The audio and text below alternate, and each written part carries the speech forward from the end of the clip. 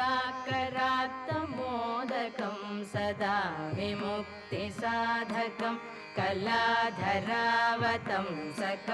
विलासिलोकरक्षकं मुदाकरात्तमोदकं सदा विमुक्तिसाधकं कलाधरावतंसकं विलासिलोकरक्षकम् अनायकैकनायकं विनाशिते भदैत्यकं गताशुभा